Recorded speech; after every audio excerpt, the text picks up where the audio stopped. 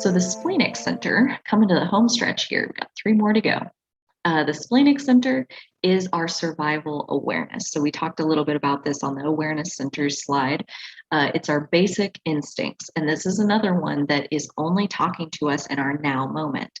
And what that means is that it's basically a constant commentary on our now. So if you ignore that message, you're now getting a message about your now. And you're now getting a message about your now. So if you're ignoring these messages that are coming from your spleen telling you you're in danger, something's not right, your well-being is being harmed, it's not going to keep pestering you with that. It's going to move on and it's going to continue to comment on your now moment. And if you keep exposing yourself to the same danger, it'll keep commenting, but whether or not you're listening to that or not is what's up for debate here, whether it's defined or not.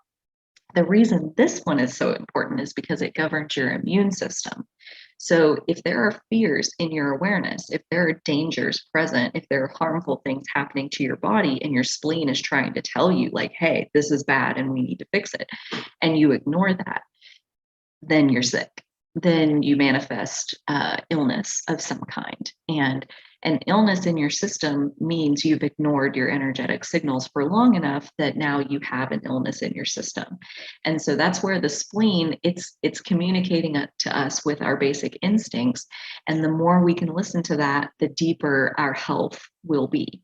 And that's the potential for an open center, is to be deeply healthy, because you learn how to interact with that fear, how to interact and discern, is this my fear or is this somebody else's fear? Is this fear for my well-being, or is this somebody else that is fearing it for whatever reason and I've picked it up? The body of an open spleen person is highly communicative. And that can be part of the chaos early on when you don't understand what's happening and you're soaking up energy from everybody else. Your body can be sending so many signals for well-being that you wouldn't even know where to begin to process them all. It's just total chaos. As you tune into your body and you get more familiar with your body, you are better at hearing and listening to and responding to the signals that your body is offering. And that is where the potential for deep health comes from. Every single time you honor the signal that your body sends you, you improve your overall health. So a lifetime of honoring your body's signals, and you have a deeply healthy vessel to live in. And really, with an open center, it's that much more important. Really, this could probably be true for any open center.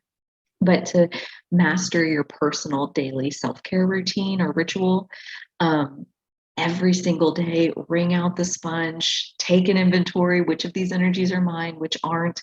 And to master that means a lifetime of tuning.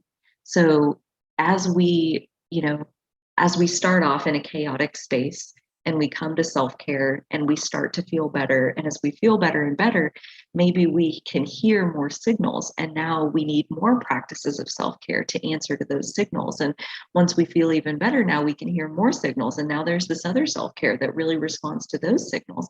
And it's a constant process of evolution of being able to hear your body that much more clearly and responding in whatever way feels like it's going to honor those signals in their fullest form. So that's where we tune our self-care practice for the rest of our lives. There's no one size fits all. It's a matter of what do we need, and what we need changes over time. So being open to that is kind of the key. The questions for unpacking, and this might be like, since the Splenic Center guides our immune system, this might be if you're ill. If there's physical illnesses manifesting in your body anywhere, really, ask yourselves these questions of, do I listen to my body and my body's needs? Am I often healthy or unhealthy? And I would say that spectrum of healthy to unhealthy. Healthy is when we listen to our body's needs, and unhealthy is when we don't.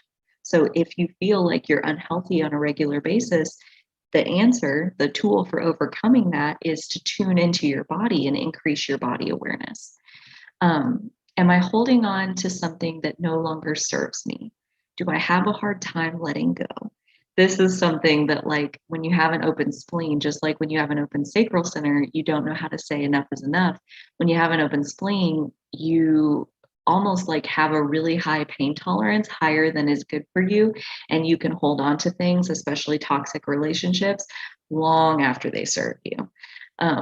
You just don't want to leave because, yeah, I mean, it's a little bit painful, but it's fine. It's fine. It's not that bad. It's not that bad. Yes, it is. And you should have let it go a long time ago. But that open spleen, it just doesn't really know, like the sacral, it doesn't know when to say enough is enough. This is not good for my well-being or my physical well-being. Do you leap into a decision out of fear? So like we said, the awareness centers are driven by fear. So if you have an overactive or an out of whack open splenic center, then you have so many fears of the unknown that you just like have to decide, you have to make things certain just so you can shut up the fear. It's like running rampant through your system.